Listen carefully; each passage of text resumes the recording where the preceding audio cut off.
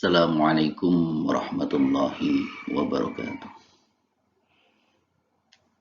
Pada kesempatan kali ini, saya akan mencoba menjelaskan tentang pengantar penelitian dalam mata kuliah metodologi penelitian bisnis dan akuntansi.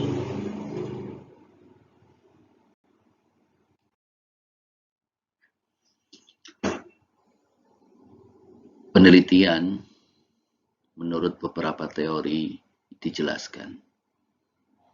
Penelitian adalah proses ilmiah yang mencakup sifat formal dan intensif. Jadi kalau Anda melakukan suatu penelitian, maka itu adalah bagian dari proses ilmiah yang dilakukan secara formal. Hal-hal yang bersifat formal bukan hal yang bersifat formal dan dilakukan secara intensif, secara terus-menerus.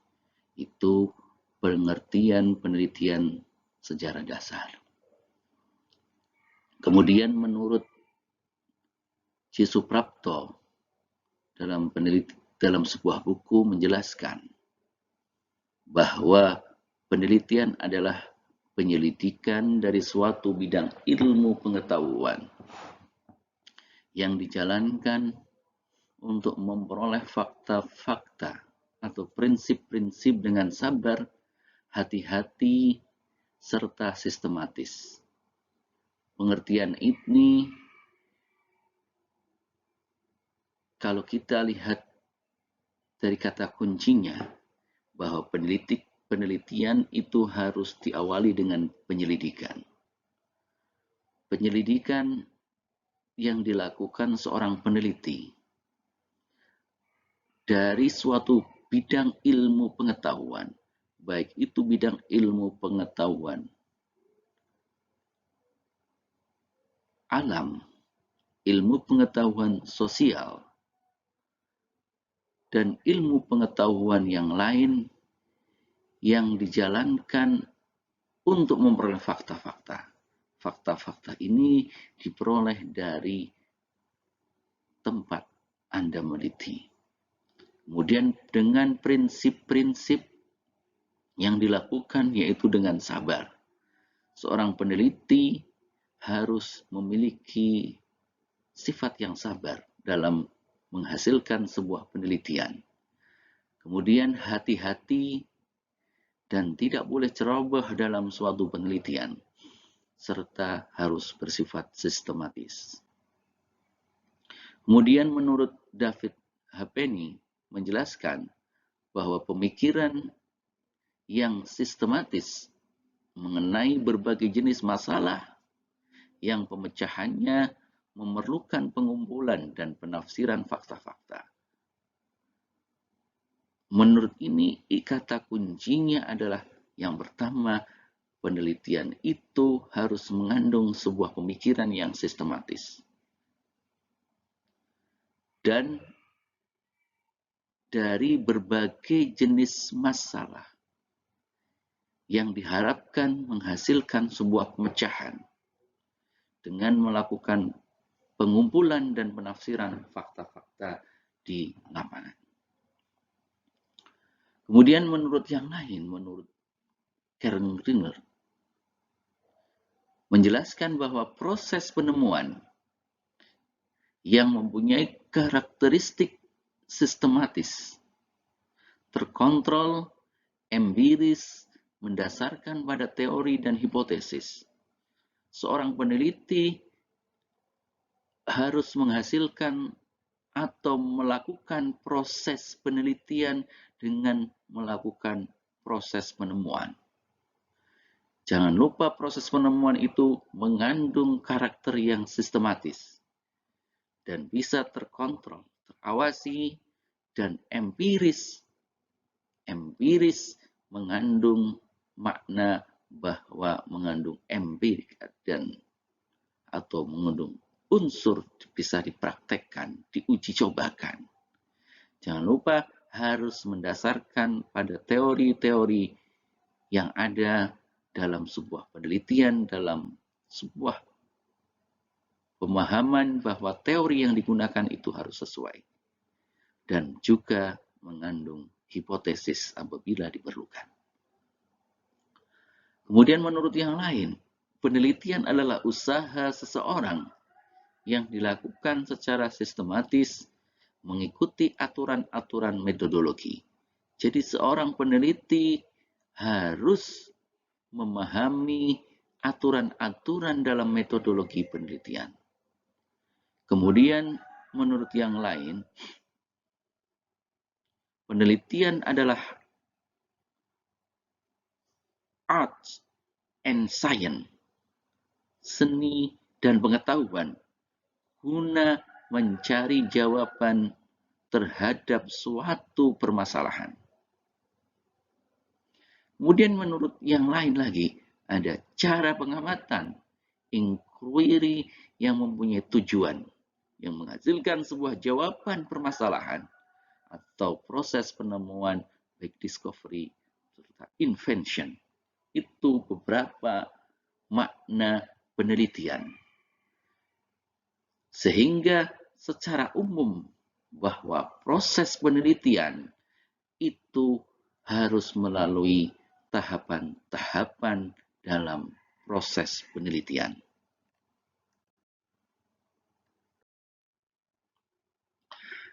Kemudian apa yang dimaksud dengan metode penelitian? Metode penelitian pada dasarnya merupakan cara ilmiah untuk mendapatkan data dengan tujuan dan kegunaan tertentu. Kata kuncinya yang pertama adalah cara ilmiah.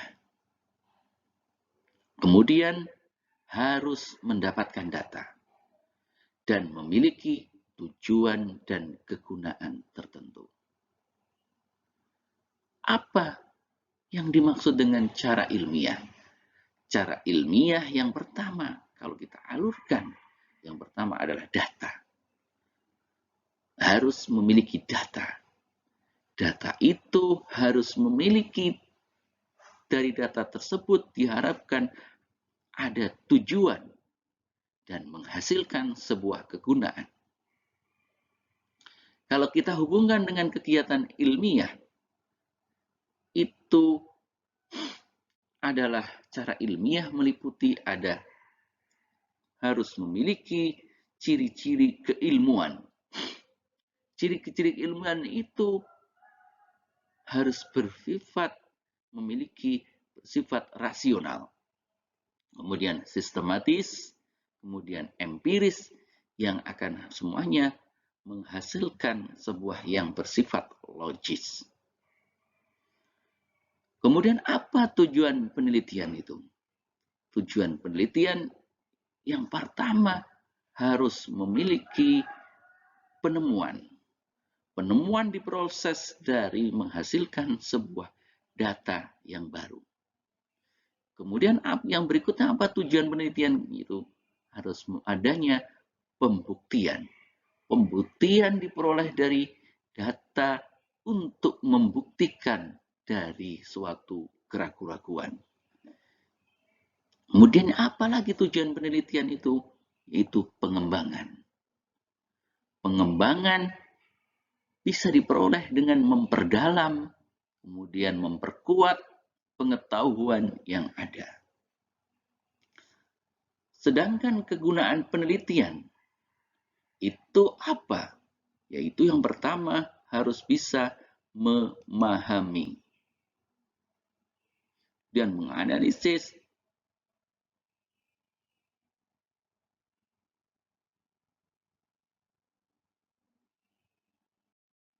kemudian memecahkan, kemudian mengantisipasi dari sebuah permasalahan.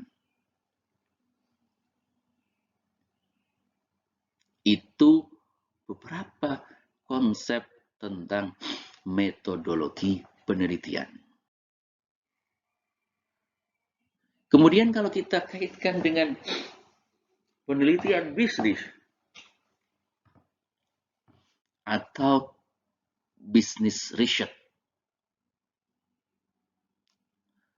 Mengetahui business research, an organized and systematic inquiry or investigation into a specific problem undertaken with the purpose of finding answer or solution to it. Apa maknanya?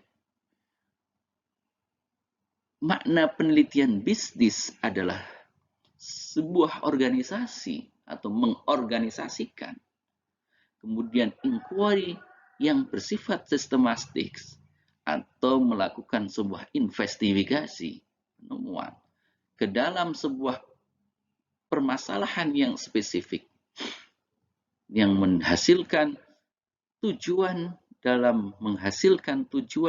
dari pencarian sebuah jawaban atau solusi akan hal tersebut. Oleh karena itu, dalam sebuah penelitian bisnis tentunya harus ada peraturan secara teoritis, kemudian harus menghasilkan sebuah informasi dalam sebuah penelitian. Ada penelitian dan manajer.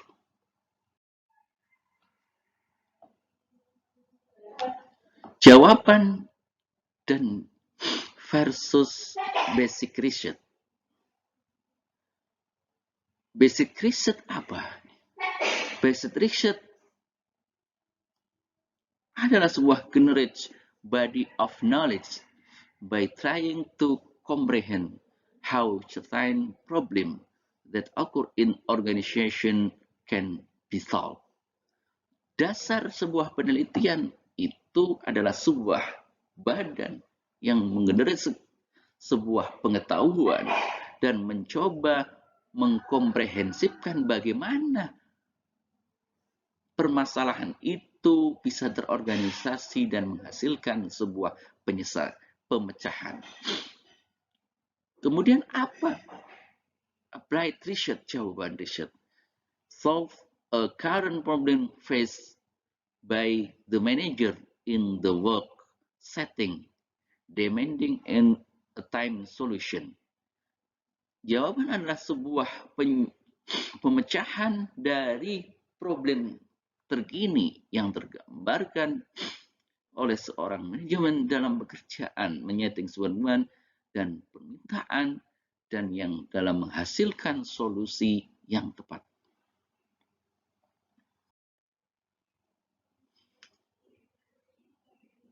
Beberapa area dalam penelitian bisnis.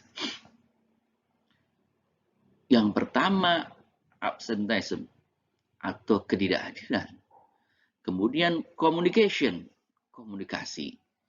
Kemudian motivation, motivasi. Kemudian customer decision making, keputusan konsumen. Kemudian customer satisfaction, kepuasan konsumen. Kemudian budget allocation, anggaran biaya. Kemudian accounting procedure, adalah prosedur akuntansi. Itu beberapa penelitian dalam area bisnis. Kemudian area di bidang akuntansi, itu apa saja? Area di bidang akuntansi itu bisa terlihat yang pertama, accounting standard implementation, implementasi standar akuntansi. Kemudian local government financial reporting, laporan keuangan pemerintahan. Kemudian e-reporting, perlaporan elektronik. Kemudian disclosure of pengungkapan financial reporting, pengungkapan laporan keuangan. Kemudian Apalagi yang berhubungan di bidang akuntansi? Ada local government budgeting, ada anggaran pemerintah, kemudian ada e-budgeting, ada electronic budgeting, yaitu anggaran aplikasi anggaran, kemudian implementation of performance budget, penerapan kinerja anggaran, kemudian procurement, kemudian planning proses, kemudian proses perencanaan di dalam anggaran pemerintah. Kemudian apalagi yang berhubungan dengan penelitian di bidang akuntansi, berhubungan kebijakan perpajakan, tax policy, berhubungan tax amnesty, kemudian tax revaluation, kemudian tax compliance, kemudian tax and financial reporting, perpajakan dan laporan keuangan perpajakan, kemudian tax and good governance, kemudian apalagi yang berhubungan penelitian di bidang akuntansi yang lain lagi. Kemudian ada accounting system, sistem akuntansi, kemudian internal control, kemudian audit of financial statement, audit laporan keuangan, teori akuntansi, kemudian hal-hal lain yang bersifat akuntansi. Misalkan akuntansi dana desa, kemudian akuntansi syariah, penerapan akuntansi syariah, itu juga berhubungan di bidang area di bidang akuntansi. Oleh karena itu, konsep penelitian di bidang akuntansi masih banyak lagi. Anda yang memiliki konsentrasi di bidang akuntansi keuangan bisa meneliti di bidang standar akuntansi. Yang memiliki akuntansi publik bisa meneliti bidang-bidang yang berhubungan dengan kebijakan publik, bisa meneliti di desa, bisa di pesantren. Orang-orang yang Anda memiliki di bidang audit bisa melakukan penelitian di bidang audit, audit laporan keuangan, ada audit fraud, audit kecurangan, audit performance, audit kinerja, dan lapangan di bidang audit yang lain. Itu bisa Anda manfaatkan dalam penelitian di bidang akuntansi. Kemudian, bagaimana manajer mengetahui tentang riset? Tentunya seorang yang memiliki pengetahuan tentang penelitian dan metode penelitian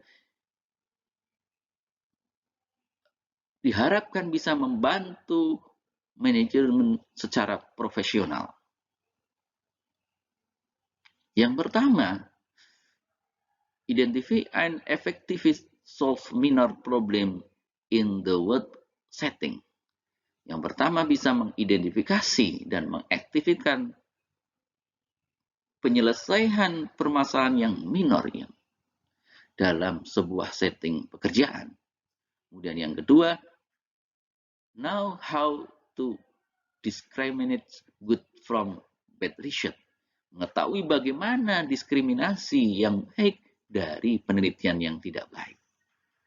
Kemudian appreciate the multiple influence and effect factor impinging on a situation. Jadi bisa memisahkan pengaruh yang ganda dan faktor efek dalam sebuah situasi. Kemudian yang berikut, take calculates risk indication making. Meletakkan penghitungan resiko dalam pengambilan sebuah keputusan. Kemudian prevent possible face interest from exercise their influence in a situation. memiliki gambaran yang kemungkinan menarik dari sebuah pengaruh dari sebuah situasi permasalahan. Kemudian relates to health research and consultant more effective. Menghubungkan peneliti dan konsultan agar menghasilkan sebuah efektivitas. When combining experience with scientific knowledge while making decision.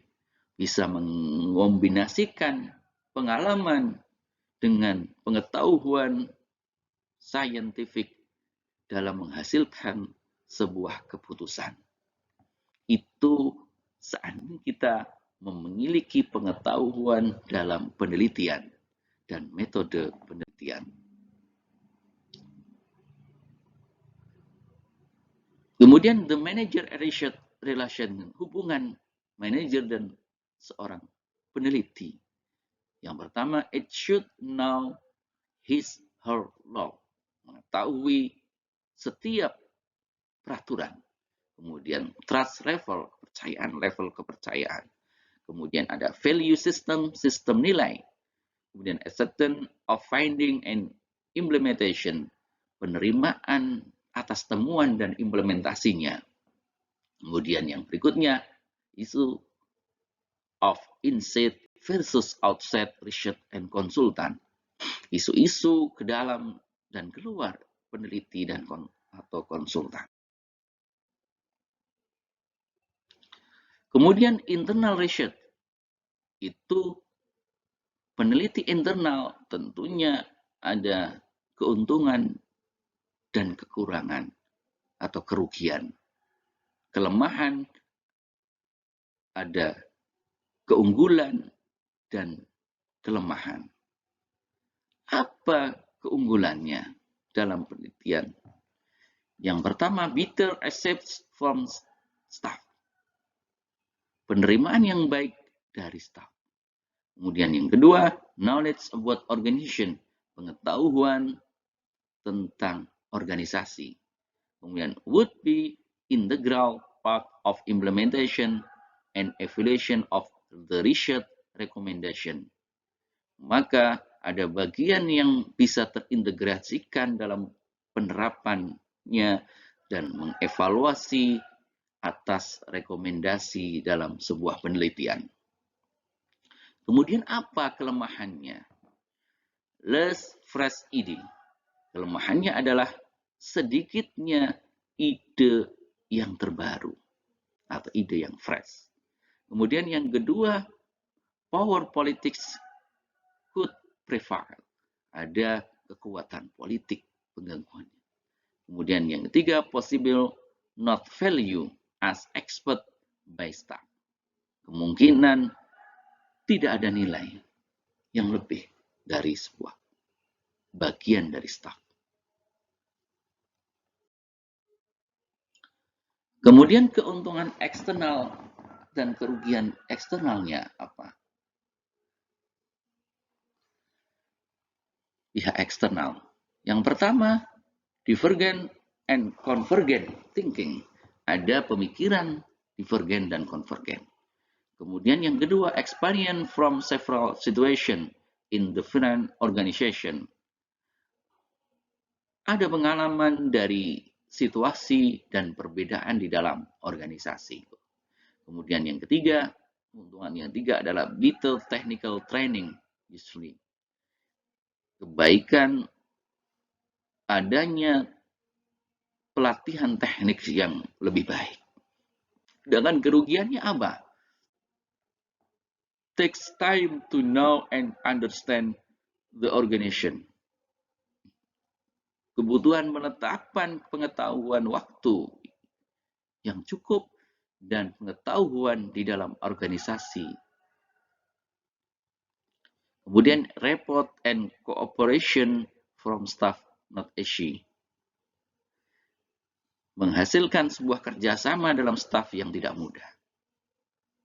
Kemudian not available for evaluation and improvement. Sedikitnya atau kekurangan dalam mengevaluasi dan mengimplementasikan. Kemudian yang ketiga adalah berhubungan dengan biaya.